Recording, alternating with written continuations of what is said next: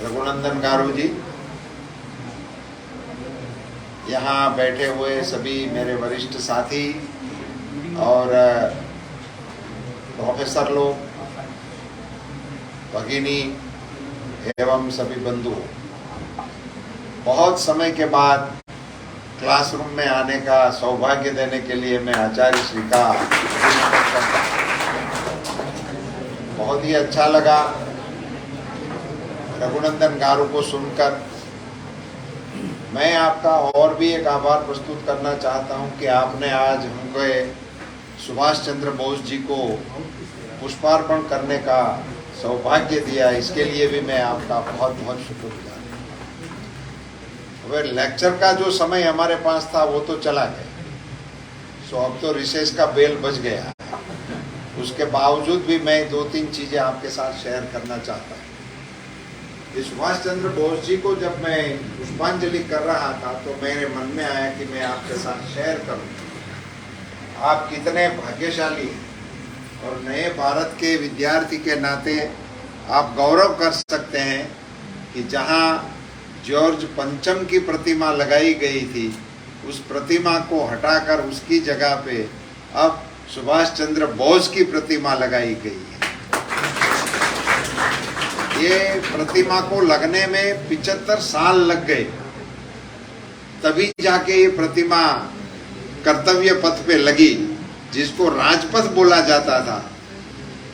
हमारे देश को ही नहीं, दुनिया को रूल करने वाले जो थे, उन्होंने वहां अपनी प्रतिमा लगाई थी। जॉर्ज पंचम की प्रतिमा वहां लगती थी। उसी जगह पे हिंदुस्तान आजाद होने के बाद 75 साल के बाद एक ऐसे नेता जिनका नारा था, तुम मुझे खून दो मैं तुम्हें आजादी दूंगा, ऐसी जुबान बोलने वाला हिंदुस्तान में एक ही शेर था।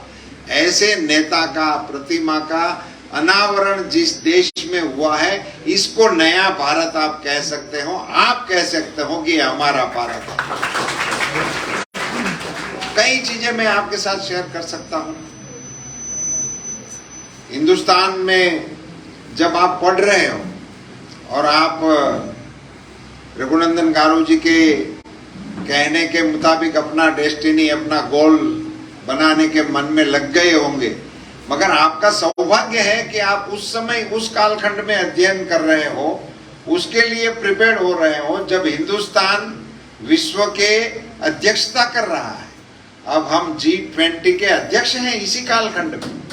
अभी दुनिया के सबसे बड़े राष्ट्र 20 जो माने जाते हैं, आर्थिक ताकत है दुनिया की, वो ऐसे सभी राष्ट्रों की अध्यक्षता आज भारत कर रहा है।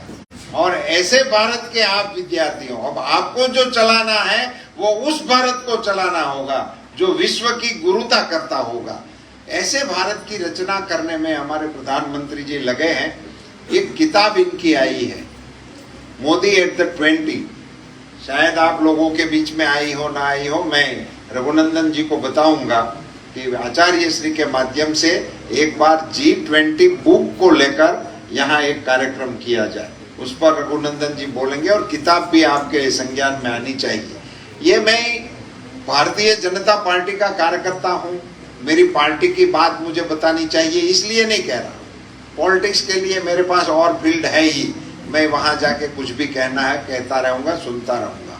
मगर आप लोगों के बीच में इसलिए बता रहा हूं कि विश्व में अभी तक हिस्ट्री में ऐसे कोई नेता का नाम गणतंत्र में नहीं है जिन्होंने 20 साल तक स्टेट हेड के रूप में काम किया हो कंटिन्यूस। ऐसा कोई नेता नहीं है, अकेले नरेंद्र मोदी हैं जिन्होंने ऐसे एक लीडर के नेतृत्व में हमारा देश जब चल रहा हो, उसी कालखंड में हम अध्ययन कर रहे हो, ये हमारे सौभाग्य की बात है। उसमें कई आयाम ऐसे हैं जो आप लोगों के सीखने के काम में आ सकते हैं। कैसे एक यात्रा एक व्यक्ति की चलती है, उसी के साथ कैसे यात्रा देश की चलती है, ये इसमें से सीखने का मकसद होता है। ये एक आदमी कुछ बन जाए इसके लिए नहीं होता। मैं आचार्य श्री को इनकी ऑफिस में बैठ के बात कर रहे थे, तब मैंने बताया था कि आपके जो स्टूडेंट हैं जो पढ़ के चले गए, अब वो कई अच्छी अच्छी पदों पे काम करते होंगे, उनकी एक मीटिंग होनी चाहिए, उनको पता होना चाहिए कि यहाँ से मैं गुजरा था, अब मैं मिनिस्टर बना हूँ, अब मैं एसपी बना हूँ, अब मैं कलेक्टर बना हूँ, अब मैं डॉक्टर बना हूँ, मगर मैं इसी बेंच पर बैठता था, उसी से मैं यहाँ से आगे बढ़ के बना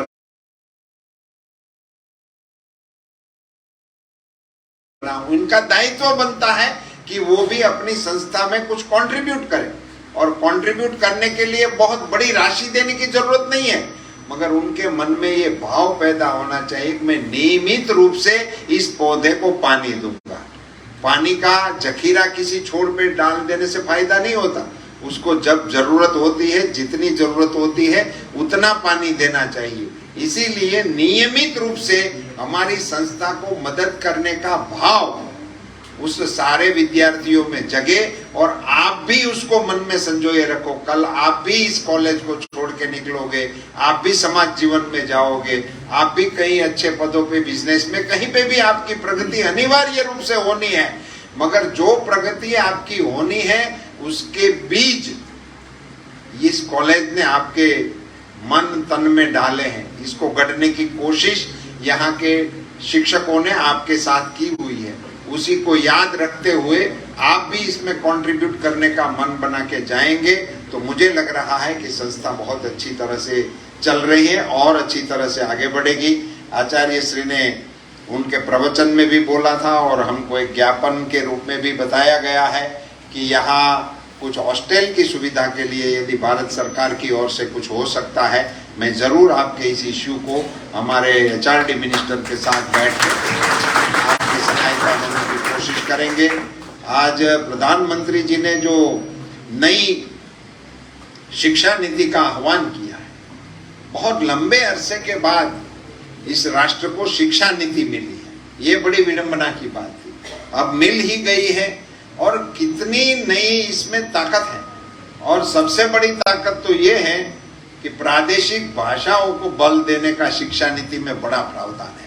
अब मेडिकल भी तेलुगु में हो सकेगा, इंजीनियरिंग भी तेलुगु में हो सकेगा, अब इंग्लिश की आवश्यकता इनको नहीं पड़ेगी। ये बहुत बड़ी बात अपनी भाषाओं के प्रति ये नई शिक्षा नीति के माध्यम से चल रहा है। इनका आप सबको फायदा भी होगा, बेनिफिट भी लेंगे, और आप सब अब अपना मताधिकार देने की भी क्वालिफिकेशन पार कर चुके हैं। अब आप कभी मत देने के लिए भी जाने वाले हैं, तभी आपको पता होना चाहिए कि लोकतंत्र में अपने मताधिकार से लोग कहां से अपना मत देने से राष्ट्र को किस दिशा में ले जाना है, उसी का निर्णय करने का अधिकार भी आपको मिल रहा है। उसी पर आप गौर करेंगे, मतदान अवश्य करेंगे, अपनी सोच के साथ मतदान करेंगे, राष्ट्र को सोच के मतदान करेंगे।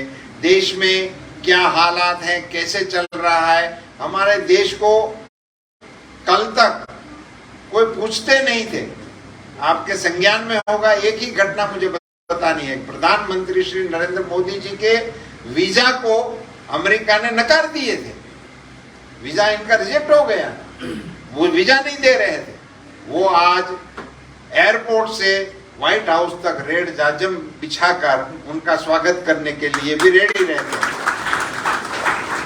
ये अपने देश के लोकतंत्र की ताकत है, ये लोकतंत्र का सम्मान हो रहा है। मोदी जी के माध्यम से आज दुनिया में क्या हो गया, हमारा योग था, कोई जानता भी नहीं था, इसका महत्व कितना है, क्यों है, आज पूरा विश्व योग दिवस मना रहा है। हमारा बाजरा, हमारा ज्वार, हमारा रागी, ये जो मोटा धान होता था, ये हमारा आहार का नियमित हिस्सा होता था, हमारी थाली का बड़ा हिस्सा होता था।